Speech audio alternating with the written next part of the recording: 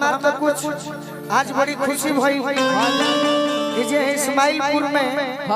हमारा भी समाज के कुछ लोग आइल बा। हां जी और सब लोग चाहत है कि वो गीत सुना दे। कब तने मनी है माइक मांगो कि जान के हमारा अरे जन के हमारे ओ छत के मार हो चोट लगी जाई है सोना के हमारा बाड़ी बड़ी सुगार हो चोट लगी जाई है सोना के हमारा बाड़ी बड़ी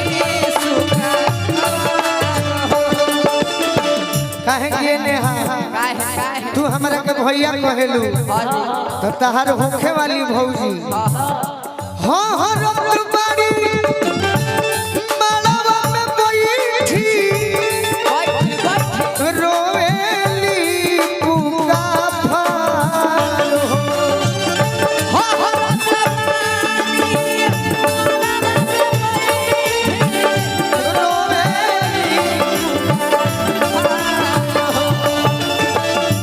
जान के हमारा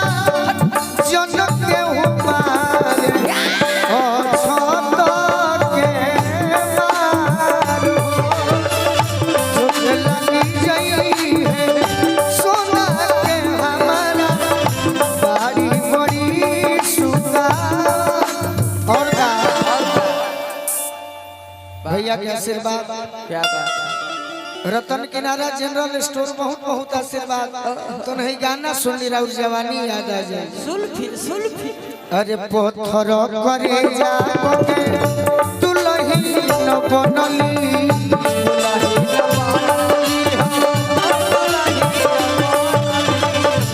हमारा से बेसी माना बाबूजी के जननी बाबूजी के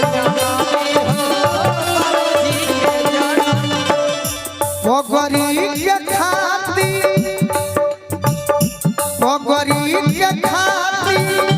गोलू के तेजली कोई साल के प्यार हो चोट लगी जाई है सोना के हमारा बाड़ी ए चाची हमें धीरे धीरे घोटो सब के खुश बाटे उनका के छोड़ के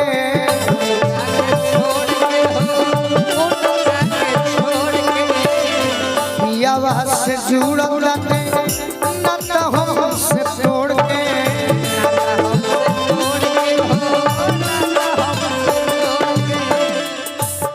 वही जानो तो पानी का दाना